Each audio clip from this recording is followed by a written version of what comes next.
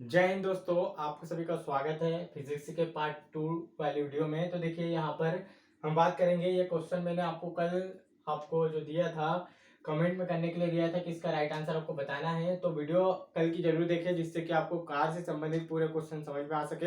हमने उसमें आपको डिटेल में बताया। तो पहला पार्ट अगर आपको देखना है तो आप हमारे डिस्क्रिप्शन बॉक्स में दी हुई लिंक से जाकर पहला पार्ट देखें, ताकि आपको ये पूरे क्वेश्चन जो है ग्रुप डी के पूरे रिवीजन करवा रहे हैं तो फटाफट आपका रिवीजन हो सके।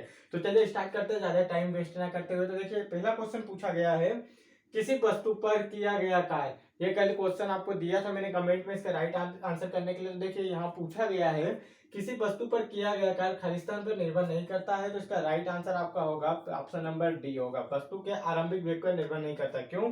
क्योंकि इसका एक फार्मूला होता है, W बराबर से क्या होता है, F into D into cos theta होता है।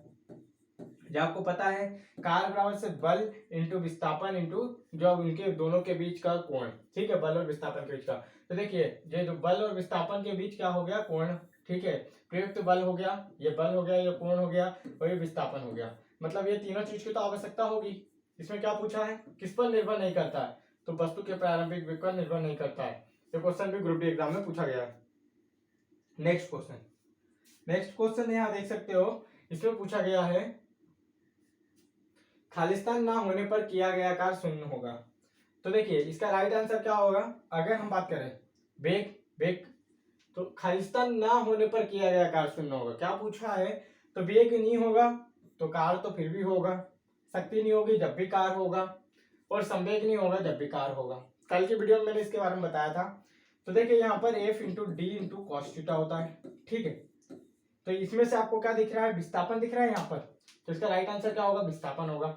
या तो इसकी जगह ऊर्जा लिखा होता जब भी कार्य होता, और विस्थापन लिखा है जब भी कार्य होता। बल, ये चार चीज आपको याद रखना है जब कार्य होगा। एक तो बल होगा, ठीक है, एक विस्थापन होगा, ये चारों चीज रख लेना आपको याद है कि जब भी कार्य होगा, या तो दोनों के बीच में अगर कोण होगा, ठीक है, बल और विस्थापन इन दोनों के बीच का कोण, ठीक है, और इसका चल के ऊर्जा। ये चार चीज अगर ऑप्शन में दिखे और कार्य से संबंधित क्वेश्चन आए तो इन चारों में से जो भी ऑप्शन में दिखे उससे आपको राइट लगाना है, वही आपका सही जाएगा। नेक्स्ट क्वेश्चन देखते हैं, ये रहा नेक्स्ट क्वेश्चन। नेक्स्ट क्वेश्चन पूछा गया है, कार्य हुआ है ऐसा कहने के लिए दो शर्तें पूरी होनी चाहिए, उनमें से एक है।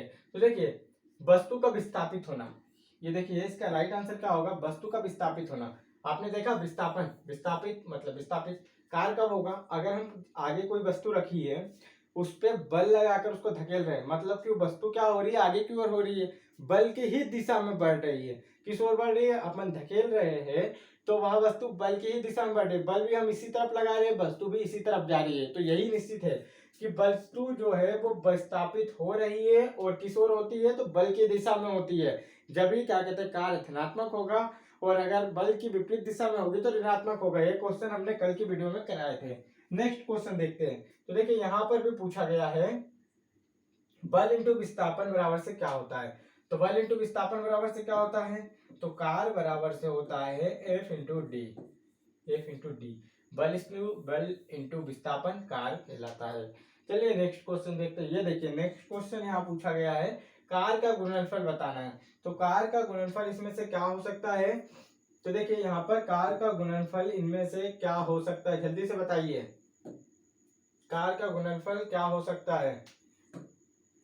तो देखिए यहाँ पर पूछा गया है कार्य का गुणनफल, तो मैंने आपको अभी बताया था कि क्या हो सकता है, ऊर्जा और आयतन गलत हो जाएगा, शक्ति और विस्थापन गलत हो जाएगा, बल और वस्तु द्वारा वस्तु की दिशा में, वस्तु की दिशा में विस्थापन, या देखिए तो वस्तु की दिशा में बोल रहा है तो ये गलत हो गया ना, यह आंसर इसका सही होगा। बल और वस्तु का बल की दिशा में विस्थापन, मतलब बल तो लग रहा है, बल तो होना जरूरी है, परंतु क्या हो रहा है, इसी ओर धकेलना है, तो बल किस ओर लगा रहे हैं, हम इस ओर लगा रहे हैं, तो बल इस ओर लग रहा है और वस्तु भी उसी ओर जा रही है, बल की ही दिशा में जा रही है। तो देखिए बल और वस्तु का बल की दिशा की ओर विस्थापन, मतलब बल की ही दिशा में जा रही है, तो ये आपको याद रखना है, ठीक है। ये देखिए नेक्स्ट क्वेश्चन देख लेते हैं। ये रहा नेक्स्ट क्वेश्चन। यहाँ पर हम रिवीजन के तौर पे सभी क्वेश्चन तेजी से कर रहे हैं, जहां मेरे को लगेगा सिलो आपको करवाना चाहिए वहां मैं सिलो भी आपको बताऊंगा।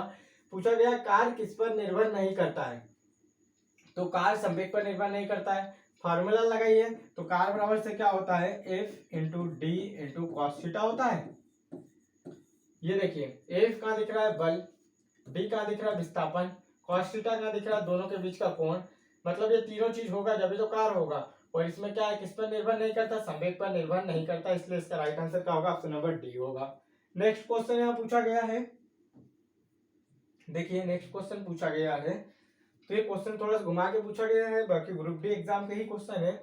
यदि किसी वस्तु पर लागू एक स्थिर बल और बल की दिशा में वस्तु द्वारा स्थानांतरित बल और दूरी के परिणाम के रूप में दर्शाया जाता है तो इसे क्या कहते हैं। देखिए क्वेश्चन क्या है, किसी वस्तु द्वारा लागू एक स्थिर बल, ये बल लगा रहे हैं स्थिर बल, ठीक है, बल की दिशा में वस्तु द्वारा स्थानांतरित, मतलब बल की दिशा में क्या हो रहा है, स्थानांतरित मतलब कि आगे की ओर दूरी बढ़ रही है, विस्थापित हो रही है, तो उनको दोनों का गुणनफल बताना, और क्या बल और दूरी का गुणनफल बताना है, तो क्या होता है, कार होता है। कार बराबर से क्या होता है, बल इंटू विस्थापन होता है, यही तो बताना था। इसका राइट आंसर क्या होगा, ऑप्शन नंबर बी होगा। देखिए इसके आगे के दो ऑप्शन भी इस तरह से आपको दिए हुए थे, ग्रुप डी एग्जाम में पूछा गया है। इसका ऑप्शन देख लेते हैं, पहले आपको बता देते हैं। तो देखिए क्या है ऑप्शन, आवेग, त्वरण, और ये ग्रुप डी एग्जाम का क्वेश्चन था, ठीक है। नेक्स्ट क्वेश्चन ये देखिए, नेक्स्ट क्वेश्चन पूछा गया है, किसी पिंड, यहाँ पूछा है किसी पिंड पर कार्य तभी किया जाता है जब, अब इसमें से आपको देख सकते हो, जब वहां विस्थापन होता है, जब वहां क्या होता है, विस्थापन होता है, जब विस्थापित हुई जब तो, अगर दीवार को धक्का दे रहे हैं तो दीवार तो एक जगह स्थिर रहती है, वो विस्थापित नहीं हुई तो उसको कोई कार्य नहीं होता है। तो जब विस्थापन होता है जब भी कार्य होता है, इतना आपको ध्यान रखना है। नेक्स्ट क्वेश्चन देखते हैं, ये रहा नेक्स्ट क्वेश्चन, यहाँ पर लागू किए गए बल और विस्थापन के बीच, देखिए लागू किए गए बल और विस्थापन के दिशा के बीच कोण 19 हो। मैंने पिछली वीडियो में बताया था, अगर ये देखिए कोण क्या है, 19 है, मतलब कि ये क्या हो गया, एक दूसरे के लंबवत हो रही है, तो लंबवत होने पर क्या होता है, कार्य शून्य होता है। मैं आपको ये प्रूफ भी करके दिखाता हूं। तो देखिए बल और विस्थापन, F into D into cos कितना दिया हुआ है, 19 दिया है। ये दोनों तो कांस्टेंट कर देना है क्योंकि इनकी वैल्यू नहीं दी है, वो तो एक बराबर ही रहेंगे। तो cos 19 की वैल्यू क्या हो जाएगी, तो जब cos 19 की वैल्यू हम रखेंगे तो ये ऑटोमेटिक इनका गुणा करने पे क्या हो जाएगा, cos 19 बराबर से क्या होता है, 0 होता है। इसका जब इनमें गुणा करेंगे तो कितना हो जाएगा, 0 हो जाएगा, ठीक है। यही पूछा था ना, कार्य क्या होगा, शून्य होगा, जब नहीं दोनों के बीच का कोण कितना होगा, 90 अंश होगा, तो 19 का मान रखेंगे, 0 हो जाएगा, 0 का गुणा करेंगे तो कार्य क्या हो जाएगा, 0 हो जाएगा। इसी प्रकार ये शर्त पूरी होती है। नेक्स्ट क्वेश्चन देखिए, नेक्स्ट क्वेश्चन यहाँ दिया हुआ है, वही क्वेश्चन है, दोबारा आ गया है, ठीक है। ये देखिए नेक्स्ट क्वेश्चन, यहाँ क्या पूछा है आपसे, किसी वस्तु द्वारा कार्य करने की क्षमता या किसी वस्तु में निहित ऊर्जा पर निर्भर करती है। तो देखिए यहाँ पर क्वेश्चन को थोड़ा सा देख के बताइए, वस्तु के द्रव्यमान और आयतन पर। तो देखिए यहाँ पर क्वेश्चन थोड़ा सा डिफिकल्ट बना के पूछा गया है ताकि किस पर निर्भर करती है, इस प्रकार से आपको बताना होगा। तो फटाफट एक बार बताइए जल्दी से कि इसका राइट आंसर क्या होगा। तो देखते हैं, किसी वस्तु द्वारा कार्य करने की क्षमता, क्या बोला है, किसी वस्तु द्वारा कार्य करने की क्षमता। तो देखिए इसका राइट आंसर क्या होगा, अगर इसको ध्यान से पढ़िए तो आपको इसका राइट आंसर समझ में आ जाएगा। तो देखिए इसका right answer option number C होगा। क्यों, क्योंकि किसी वस्तु द्वारा कार्य करने की क्षमता या किसी वस्तु में निहित ऊर्जा स्थान पर निर्भर करती है। तो यही पूछा है, कार्य करने वाली वस्तु की स्थिति और अवस्था। क्योंकि अगर स्थिति की बात करें, जैसे दीवाल तो स्थिति, उसकी स्थिति क्या है कि हम उसे धकेल नहीं सकते, उसमें कितनी भी ऊर्जा लगा दे, तो उसमें जितनी भी ऊर्जा लगा दे पर उस पर कार्य नहीं होगा।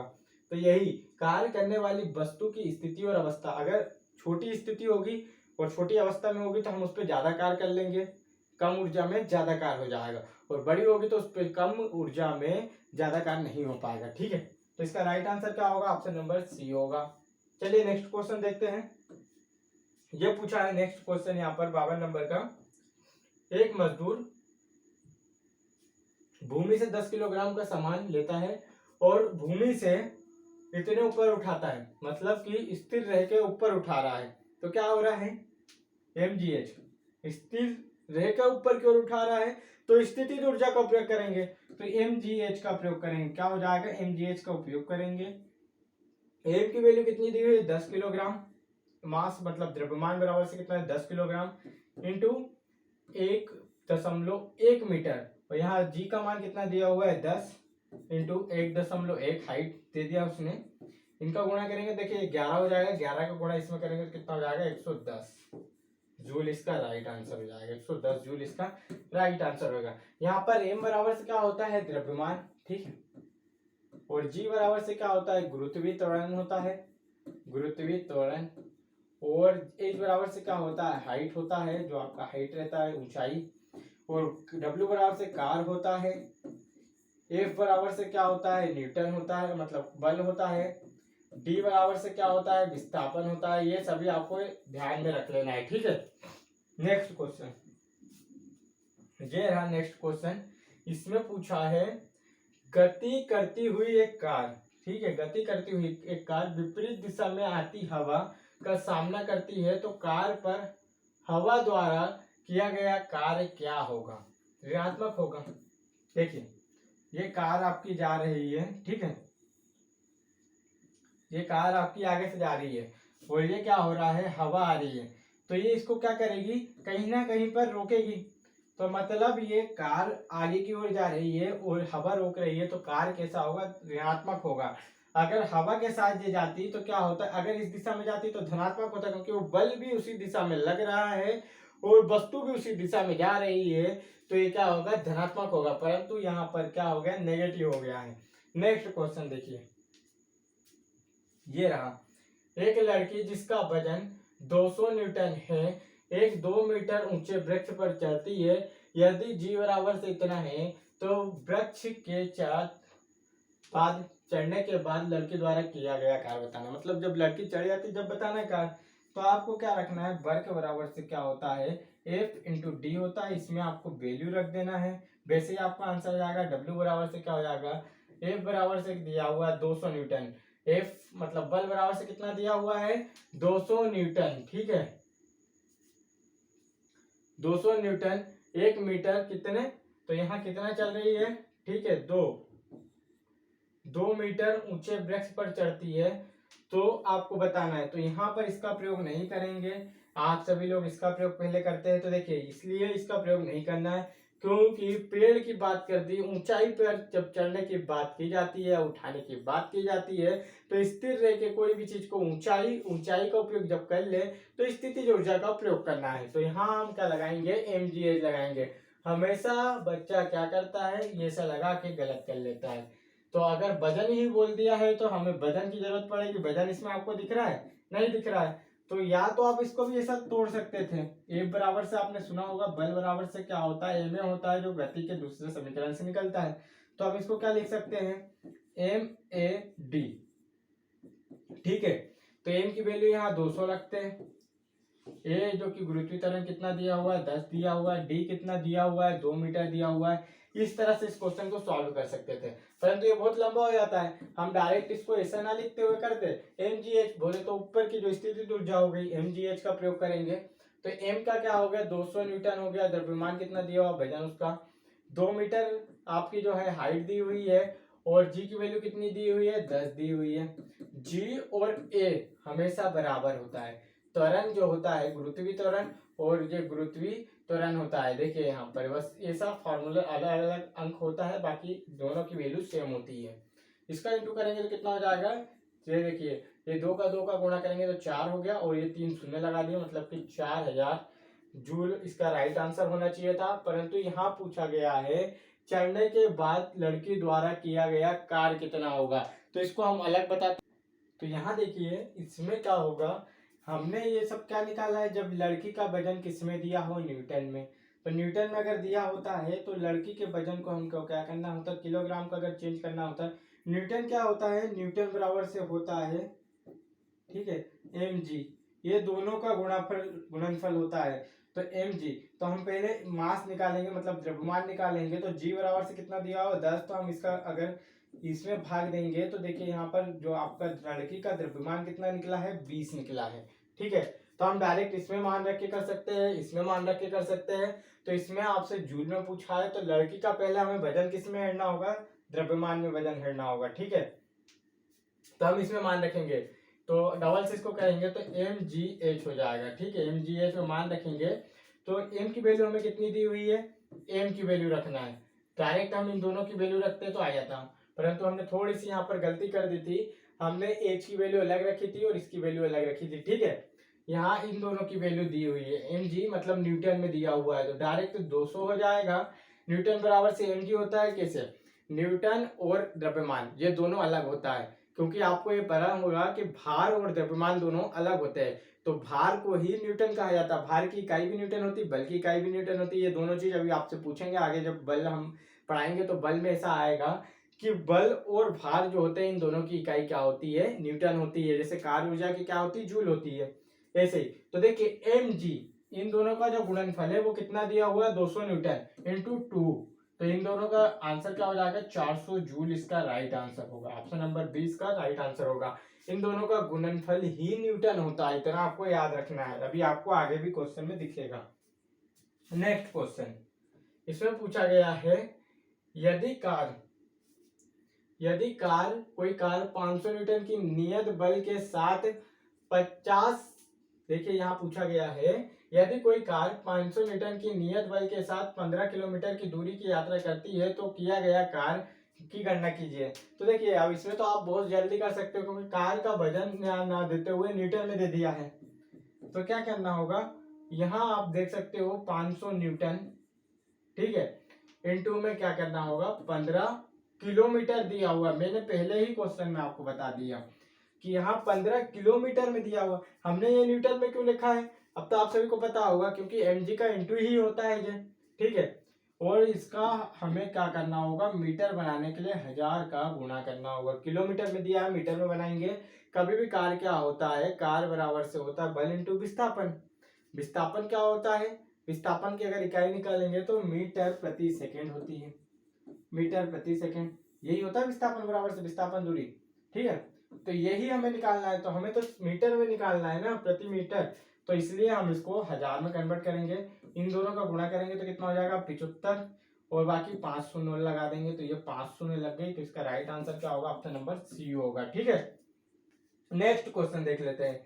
ये रहा नेक्स्ट क्वेश्चन आपके पास। तो इसमें देखिए यहाँ पर बोला है 10 न्यूटन का एक क्षैतिज बल 5 किलोग्राम की एक वस्तु को बल की दिशा में 2 मीटर की दूरी पर तक विस्थापित कर देता है, तो बल द्वारा किया गया कार्य क्या होगा। 10 न्यूटन का एक क्षैतिज बल, ठीक है, 10 न्यूटन का एक क्षैतिज बल 5 किलोग्राम की एक वस्तु को बल की दिशा में 2 मीटर की दूरी तक। तो देखिए इसमें आपको सिंपल सा फार्मूला लगाना है। तो ये 10 न्यूटन का एक बल हो गया है जो कि कहाँ लेके जा रहा है, 2 मीटर। ये 5 किलोग्राम का, इसमें कोई फर्क नहीं पड़ेगा, क्यों, क्योंकि ये दोनों आपसे बोल दिया है 10 न्यूटन का क्षैतिज बल, तो इन दोनों का ही गुणा करना आपको। ठीक है, कितना हो जाएगा, 20 जूल इसका राइट आंसर हो जाएगा, क्योंकि एफ डब्ल्यू बराबर से क्या होता है, एफ इंटू डी होता है। आपको हर क्वेश्चन में से 5 किलोमीटर 5 किलोग्राम ऐसे दिया रहेगा तो उसको नहीं करना है। ठीक है, यहाँ आपके सामने डायरेक्ट एफ की वैल्यू कितनी दी हुई है, एफ बराबर से 10 न्यूटन हो गया, इंटू दूरी कितनी दी हुई है, 2 दी हुई है, 20 जूल इसका राइट आंसर हो जाएगा। ऑप्शन नंबर ए इसका राइट आंसर हो जाएगा। चलिए नेक्स्ट क्वेश्चन देखते हैं। ये रहा नेक्स्ट क्वेश्चन।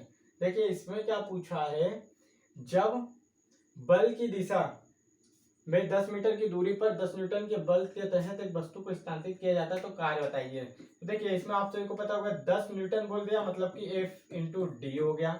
एफ की वैल्यू कितनी है, 10 है, 10 न्यूटन, और डिस्टेंस कितना हो गया, 10 मीटर हो गया, तो ये कितना हो गया, 100 जूल इसका राइट आंसर होगा। देखिए अक्सर ऑप्शन में आगे दिया होगा, ये रहे ऑप्शन आपके सामने। देखिए यहाँ पर ये 10 जूल यहाँ पर क्या हो गया, इसका राइट आंसर हो गया। ऑप्शन नंबर सी इसका राइट आंसर हो जाएगा। ठीक है जी, नेक्स्ट क्वेश्चन, ये रहा नेक्स्ट क्वेश्चन आपके सामने। इसमें आपको बताना है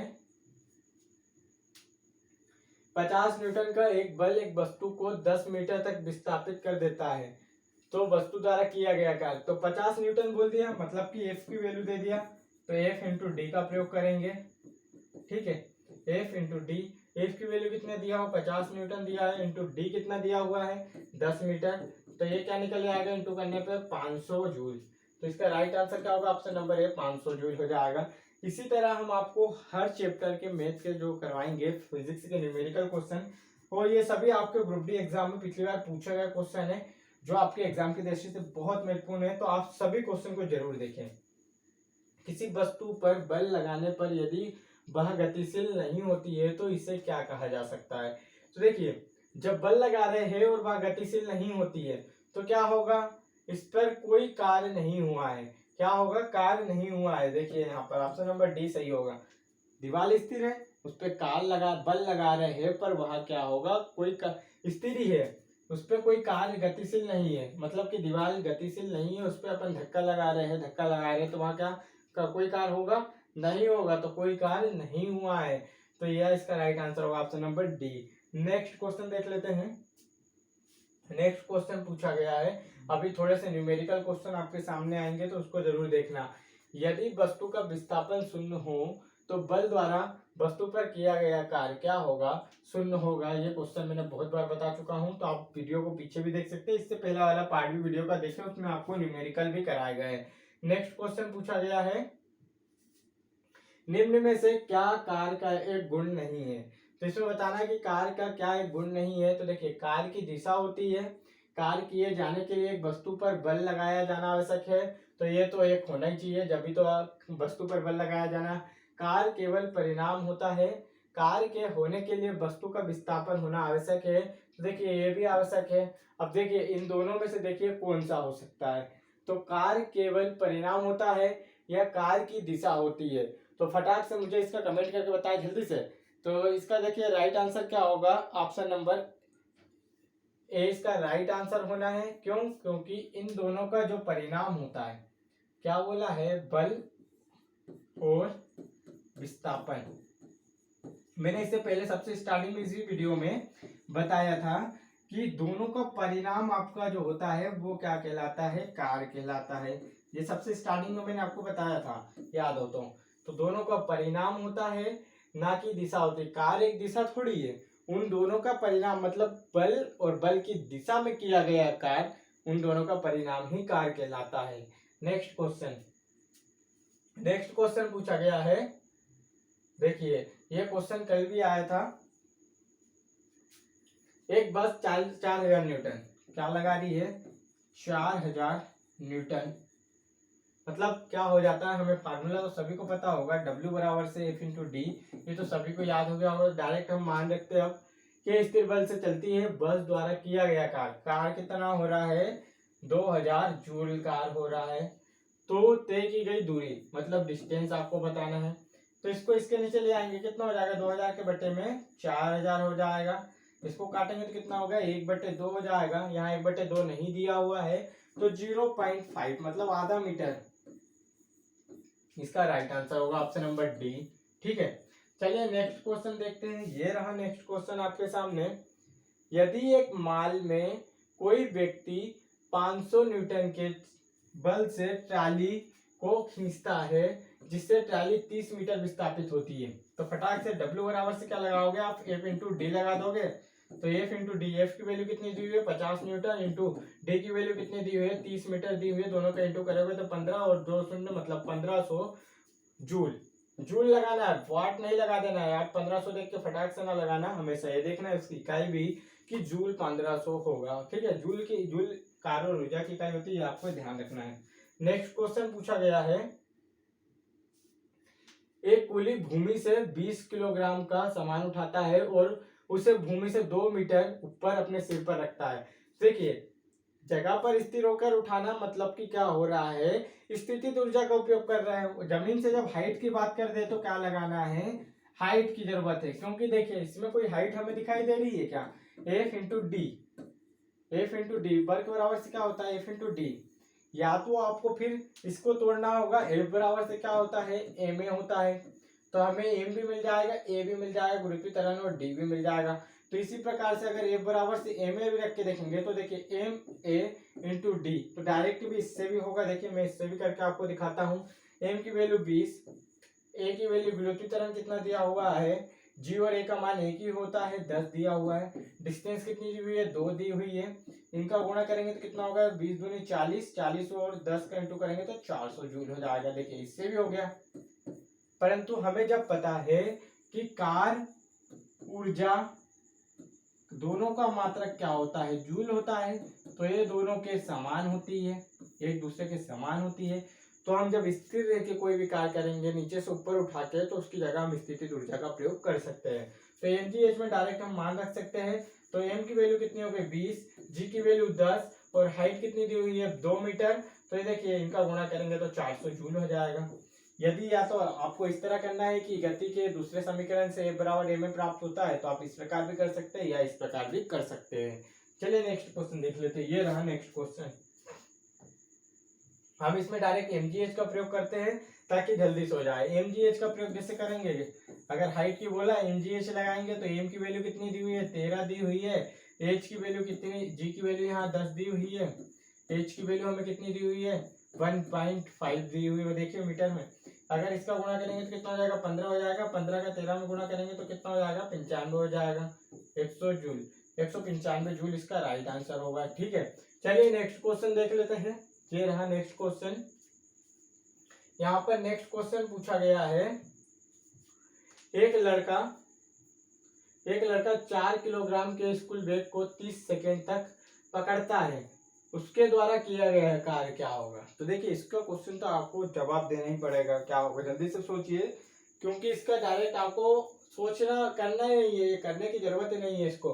अगर कोई व्यक्ति 20 किलोग्राम का बैग लेकर खड़ा है, तो खड़ा रहने पर उस पर कोई कार्य नहीं किया जा रहा है। अगर वह जमीन से उठाकर सिर पे रख रहा है, तो इतनी देर में जो कार्य किया गया है वो कार्य की गणना होती है, वो कार्य किया जाता है। परंतु सिर्फ खड़ा है, तो उसके सिर पे पहले ही बोला है कि रख के खड़ा है, तो उस पर कोई कार्य नहीं होगा। ठीक है, और यहाँ अगर बोल रहा है कि स्कूल के बैग को 30 सेकंड तक पकड़ कर रखता है, मतलब ऐसे पकड़ के रखा हाथ में, तो कोई कार्य हो रहा है क्या, विस्थापित तो हुआ ही नहीं ना। जब कोई वस्तु है वो विस्थापित नहीं हो रही है, सिर्फ सिर पे रख के खड़ा है, तो वस्तु तो सिर पे रखी, कोई विस्थापित ही नहीं हुई, तो उस पर कोई कार्य हुआ नहीं हुआ। ऐसे बैग लेकर पकड़ के खड़ा तो कोई काम हुआ नहीं हुआ। परंतु जब जमीन पे से कोई वस्तु को उठाकर सिर पे लेके जा रहे हैं, तो क्या हो रहा है, इतनी दूर का डिस्टेंस हुआ, जमीन से सिर तक का डिस्टेंस, तो कार्य हुआ है। तो इसमें क्या होगा, इसमें कोई कार्य नहीं हुआ है, तो इसका राइट आंसर क्या होगा, शून्य होगा। नेक्स्ट क्वेश्चन देख लेते हैं। नेक्स्ट क्वेश्चन पूछा गया है, कार्य तभी हो सकता है जब ऊर्जा, बल, संवेग या शक्ति। तो इसका राइट आंसर होगा ऊर्जा। ठीक है, ऊर्जा सबसे बेस्ट आंसर इसका माना जाता है। क्यों, क्योंकि कार्य करने के लिए ऊर्जा की आवश्यकता होती है। कार्य करेंगे जब भी तो हम नीचे से कोई भी चीज को ऊपर लाएंगे, तो उसके लिए हमें ऊर्जा की आवश्यकता होगी। कार्य बराबर से क्या होता है, ऊर्जा, मतलब दोनों एक दूसरे के समरूप होते हैं। तो इसका राइट आंसर क्या होगा, ऊर्जा होगा। नहीं तो आप बल लगा दे, बल इसका राइट आंसर नहीं होगा, इतना आपको ध्यान रखना है। Next question. नेक्स्ट क्वेश्चन पूछा गया है, निम्नलिखित में से कौन सा किए गए कार्य का उदाहरण नहीं है। तो देखिए कौन से में कार्य नहीं हो रहा है, तो आप देख सकते हो पहले वाला ऑप्शन आपके सामने डायरेक्ट दिख रहा है कि लड़के का कमरे में दीवार को धक्का देना। अगर धक्का दीवार को दे रहे हो तो क्या दीवार धकेल रही है, नहीं बढ़ रही, दीवार तो स्थिर है, तो उस पर कोई कार्य नहीं होगा, क्योंकि दीवार आगे नहीं बढ़ेगी। मतलब कि दीवार पे कितना भी बल लगा लो, वो तो खड़ी हुई है, तो क्या होगा, दीवार पे कोई कार्य नहीं हुआ। परंतु यहाँ देखिए लड़की द्वारा एक ट्राली को धक्का देने पर ट्राली का आगे बढ़ जाना, मतलब आगे बढ़ गई, मतलब कि विस्थापित हो गई, दूरी थोड़ी बहुत तो दूरी हुई, तो ये काम हो गया। सतह पर पड़े कंकड़ पर दबाव डालना, कंकड़ हम जो रहते हैं सतह पर, आप उस पर दबाव डाल रहे हैं तो वो कुछ ना कुछ तो विस्थापित होंगे, भले वो इतना से विस्थापित हुआ तो क्या हुआ, कार्य तो हुआ, इतना से भी विस्थापित हुआ था आपका। किताब को किसी ऊंचाई तक उठाना, मतलब इतना उठा दिए, मतलब कि डिस्टेंस हो गया नीचे से ऊपर तक की, तो कार्य हुआ है। परंतु कोई भी चीज स्थिर रहेगी तो उस पर कार्य नहीं होगा। जैसे दीवार को आप कितना भी धक्का दे रहे हो, उस पर कार्य नहीं होगा। चलिए नेक्स्ट क्वेश्चन देखिए, जब प्रयुक्त बल की दिशा में वस्तु के गतिशील होने की दिशा एक दूसरे के लंबवत हो तो क्या होगा। लंबवत मैंने आपको बताया, अगर कोई वस्तु एक दूसरे के लंबवत है, मतलब कि कोण कितने का बन रहा है, 19 का बन रहा है, एक दूसरे के लंबवत है, ये विस्थापित मतलब दूरी हो गई, और ये बल की दिशा किस तरफ हो गई, इसी तरफ हो गई, तो एक दूसरे के लंबवत हो गए, 90 अंश का कोण बढ़ गया, तो कोई कार्य नहीं होता है। इसका राइट आंसर क्या होगा, ऑप्शन नंबर डी होगा। तो आप मेरे कार्य की दोनों वीडियो को जरूर पूरा देखें, जिससे कि आपको एक भी डाउट नहीं रह जाएंगे, ठीक है। देखिए यहाँ पर क्वेश्चन पूछा गया है, यदि बल और विस्थापन के बीच कोण खालिस्तान हो तो कार्य ऋणात्मक होगा। तो देखिए अगर हम F इंटू डी में मान रखें, F into D cos theta जो इसका सूत्र होता है, अगर कॉस थीटा की जगह हम 45 रखते हैं तो कार्य कितना होगा। देखिए अगर कॉस थीटा की जगह हम 45 रखेंगे तो 45 का मान कितना होता है, कॉस 45 का मान होता है 1/2। तो यहाँ पर कार्य क्या हो रहा है, धनात्मक हो रहा है, ठीक है। और जीरो रखते हैं तो जीरो की वैल्यू क्या होती है, 1 होती है, मतलब कार्य क्या हो रहा है, अधिकतम हो रहा है। और 19 रखते हैं तो 19 की वैल्यू क्या होती है, 0, मतलब कार्य क्या हो रहा है, शून्य हो रहा है। यही हमने पिछले क्वेश्चन बताया कि लंबवत होने पर कार्य क्या होता है, शून्य होता है। 180 रखते हैं तो ये क्या होगा, 180 का मतलब होता है -1, मतलब कार्य क्या हो रहा है, ऋणात्मक हो रहा है। कॉस 180 की वैल्यू क्या हो जाएगी, -1 होता है। तो यही पूछा था इस क्वेश्चन में, तो इसका राइट आंसर क्या होगा, ऑप्शन नंबर डी होगा। कार्य कब होगा ऋणात्मक, 180 रखने पर होगा। नेक्स्ट क्वेश्चन पूछा गया है, एक वस्तु पर 125 न्यूटन का बल कार्य कर रहा है, उस वस्तु को बल की दिशा में 5 मीटर तक हटाया जाता है, तो बल द्वारा किया गया कार्य बताइए। तो आपको पता है F इंटू डी होता है, ठीक है। न्यूटन में दिया है तो डायरेक्ट F की वैल्यू रखेंगे कितना, 125 न्यूटन, डी कितना दिया और 5, इनका गुणा करेंगे तो कितना हो जाएगा, 625 जूल। जूल आपको लगाना है, सभी चीज कैसी दी हुई है। तो इसका राइट आंसर क्या होगा, 100, ऑप्शन नंबर डी इसका 625 जूल इसका राइट आंसर होगा। ग्रुप डी एग्जाम के क्वेश्चन है पूरे आल टोटल आपके, ठीक है। नेक्स्ट क्वेश्चन यहाँ पर पूछा गया है, देखिए अभी क्वेश्चन आपके अब न्यूमेरिकल के थोड़े से टफ आने वाले हैं। यदि कोई व्यक्ति 50 न्यूटन के बल सहित 10 मीटर की दूरी एक ट्राली को खींचता है, तो इसका राइट आंसर आपको कमेंट में करके देना है, क्योंकि दोनों का गुणा करना है और ध्यान रखना है कि यूनिट आपकी जो रहेगी वो सेम रहेगी, मतलब जूल का प्रयोग करेंगे। यदि कोई वस्तु वृत्ताकार पथ में घुमाई जाती है तो उस पर किया गया कार्य क्या होगा। तो देखिए वृत्ताकार पथ पर, ये देखिए ये यहां से घूम के नहा है तो क्या कार्य हुआ, उसके बीच कोई डिस्टेंस हुआ नहीं हुआ। वापिस वृत्ताकार पथ में घुमाई जाती है तो उसका कार्य क्या होगा, वो शून्य होगा, मतलब उस पर किसी प्रकार का कोई कार्य निर्धारित नहीं किया गया है। क्यों कार्य नहीं हुआ है, शून्य होगा, कार्य क्या होगा, शून्य होगा, इतना आपको ध्यान रखना है। ऑप्शन नंबर इसका राइट। वृत्ताकार पथ पे लाए फिर यहाँ पे कर दिए तो फिर क्या हो गया, कार्य हो रहा है, नहीं हो रहा है। कितने भी चक्कर लगा लो वापिस आप उसी जगह पे आओगे तो कार्य नहीं हो रहा है, शून्य होगा इसका राइट आंसर। नेक्स्ट क्वेश्चन देखिए, जब बल विस्थापन खालिस्तान होता है तो बल द्वारा किए गए कार्य को ऋणात्मक माना जाता है। तो देखिए ये क्वेश्चन मैंने अभी आपको बताया था कि यदि 180 अंश होगा तो कार्य ऋणात्मक होगा, और अगर 0 अंश होगा तो कार्य अधिकतम होगा।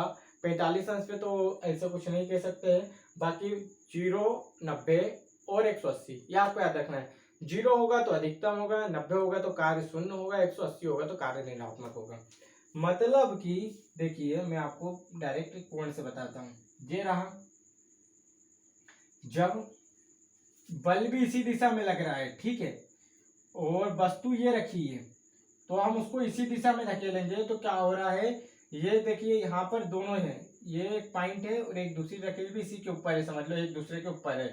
तो ये क्या हुआ है, कोण इनके बीच का क्या है, 0 है, एक दूसरे को धकेल दो तो फटाफट ऐसे धकेलने पे चली जाएगी, परंतु कोण क्या हो गया, लंबवत हो गया।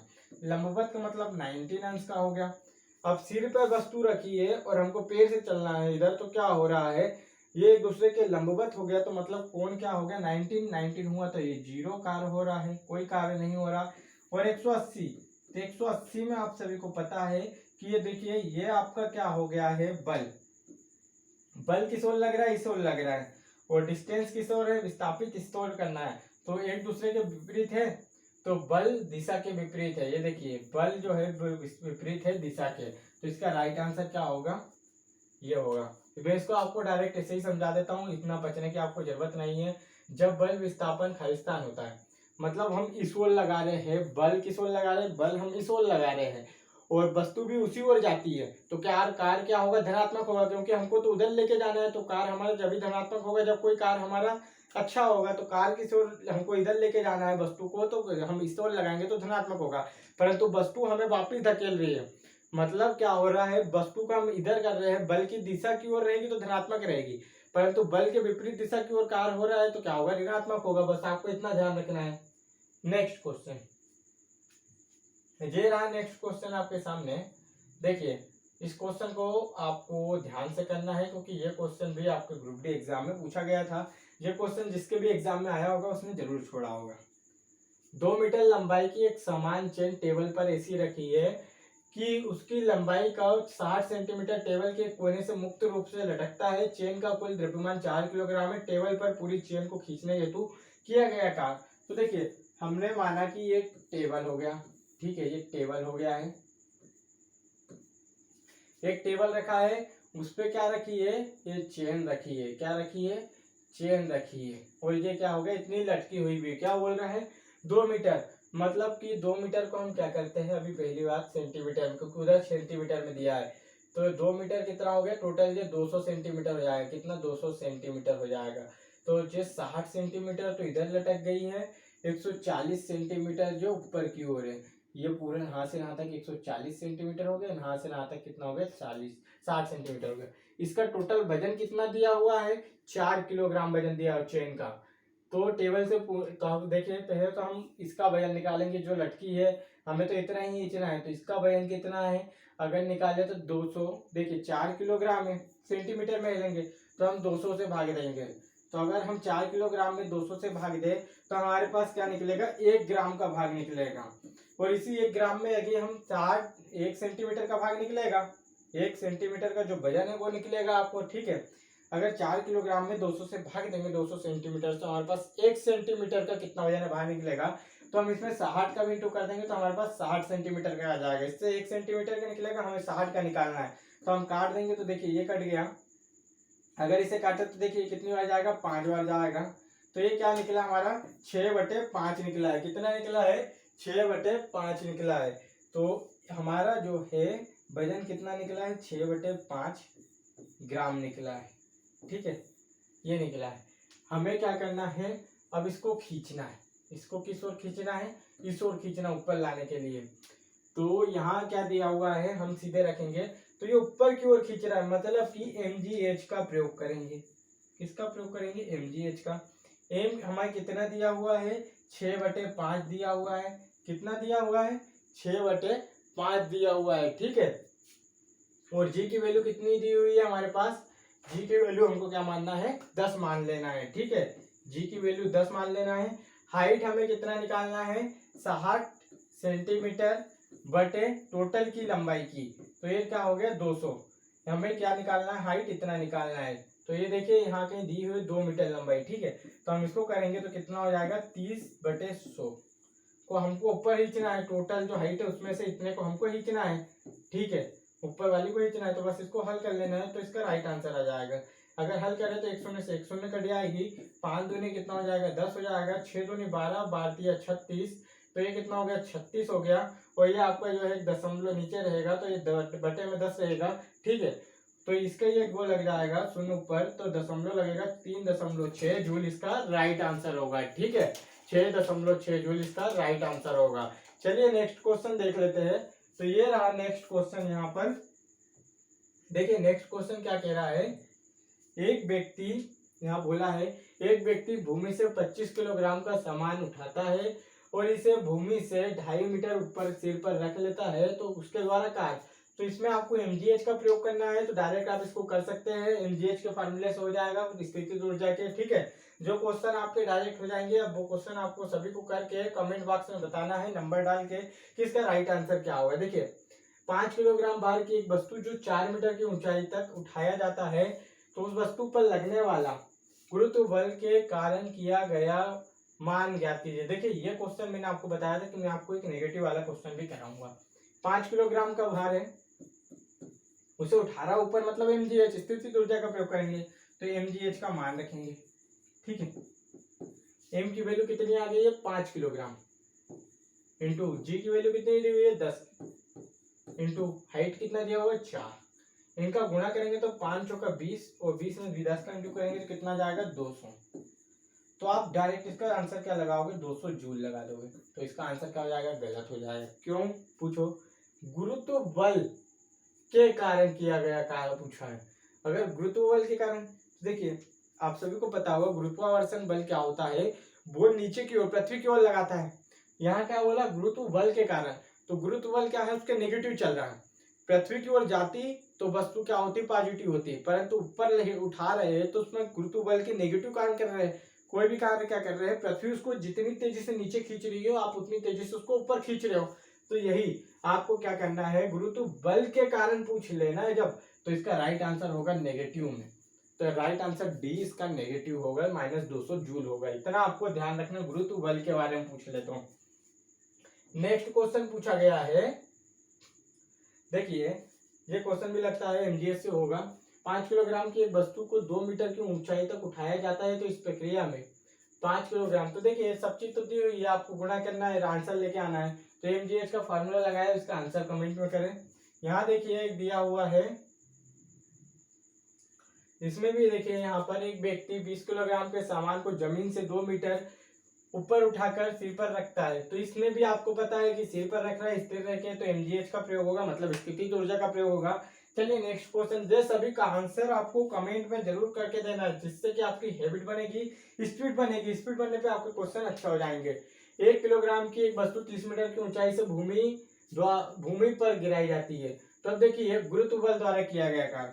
तो आप यहाँ पर ऐसा ना करना कि माइनस कर देना, अगर यहाँ पहली बात तो ऑप्शन नहीं है, माइनस में भी दे तो माइनस में कहना, क्यों, क्योंकि 30 मीटर की ऊंचाई से भूमि की ओर गिराई जा रही है, तो क्या हो रहा है गुरुत्वाकर्षण के जैसे काम कर रही है, भूमि की ओर गुरुत्वाकर्षण बल हिस्सा है, तो कार तो पॉजिटिव हो रहा है, तो इसमें नेगेटिव ना लगाना, और अगर ऊपर लेके जाते तो नेगेटिव होता, तो इसमें भी एमजीएच लगा के इसको स्थितिज ऊर्जा से करना। ये देखिए नेक्स्ट क्वेश्चन है, इसमें दिया हुआ है, ये देखिए ये क्वेश्चन सबसे पहले भी मैंने करवाया था। 800 किलोग्राम के एक कार द्वारा इतने मीटर सेकेंड से इतने मीटर सेकेंड तक बनाने में किया गया कार्य, तो इसको कल के क्वेश्चन में भी मैंने समझाया था, तो इसको मैं डायरेक्ट आपको बता देता हूँ। कल की वीडियो पहले देख लेना, आप वहां से समझ जाओगे। तो 1/2 mv² होता है, ठीक है। तो हम क्या करेंगे, यहाँ m1 कितना दिया हुआ है, वो v1 कितना दिया हुआ, बेग पहले वाला दिया हुआ 5, दूसरा वाला हमें जो बनाना है वो कितना दिया हुआ है 10 दिया हुआ है। 800 किलोग्राम मतलब 1/2 800 लिखेंगे। ये गतिज ऊर्जा का फार्मूला, इतना ध्यान रखना है, गति कर रही है, गति 5 मीटर प्रति सेकेंड से 10 मीटर प्रति सेकेंड में बदल रही है, मतलब कि ये क्या कर रही है गति कर रही है। और हमेशा या तो स्थितिज ऊर्जा का फार्मूला किस ओर लगता है, जब हाइट की बात की जाए, और जब स्पीड की बात की जाए तो गतिज ऊर्जा का फार्मूला लगता है, ठीक है, इतना ध्यान रखना है। तो इसमें क्या चेंजेस हो रहा है, जब 5 से 10 किया जा रहा है तो इसमें कार कितना कर रहे कि 5 से 10 हो जाए, तो इन दोनों का डिस्टेंस निकाल लेंगे। तो बड़ी वैल्यू पहले रखाएंगे 10 का वर्ग, मतलब बड़ा वाला बेग का वर्ग, फिर माइनस, मतलब ये ऐसे लिखेंगे v1 का v2 का वर्ग माइनस v1 का वर्ग लिखना है। तो बस यहीं पर आपको ये करना है, ये दोनों का वर्ग करेंगे, इसको काटेंगे तो कितना हो जाएगा 400 हो जाएगा। 400 कोष्टक में रखेंगे, इसका पहला वीडियो देखोगे आपको ये हमने वहां पर डिटेल में बताया है। इन दोनों का कितना हो जाएगा, घटाने में 75 हो जाएगा, जब इंटू करेंगे तो इन दोनों का इंटू करेंगे 4 और 75 कर कितना हो जाएगा 300 हो जाएगा, और ये 2 का इंटू इसमें कर देंगे तो जो 2 जीरो लग जाएगा। तो देखिए यहाँ पर बाट में कितना आ रहा है 30 और ये 1000, तो ये किलो जूल हो जाएगा। 1000 जब लग गया तो किलो जूल किलो हो गया, और ये जूल कितना यूज कर रहा है 30 जूल, और यहाँ किलो जूल के लिए 1000 लगा है, तो इसका राइट आंसर क्या होगा ए हो जाएगा। चलिए नेक्स्ट क्वेश्चन देखते हैं, ये रहा नेक्स्ट क्वेश्चन, नेक्स्ट और लास्ट क्वेश्चन आज की वीडियो का। और ये 82 क्वेश्चन हमने जो बोले थे कार्य के पूरे हम आपको करवाएंगे, तो 82 क्वेश्चन आपके पूरे कंप्लीट होते हैं कार्य के। इसके बाद हमारा जो नेक्स्ट टॉपिक रहेगा वो शक्ति रहेगा, तो ये आप दोनों पार्ट पूरे देख लीजिएगा, तो आपका कार्य से एक भी क्वेश्चन नहीं छूटेगा, ठीक है।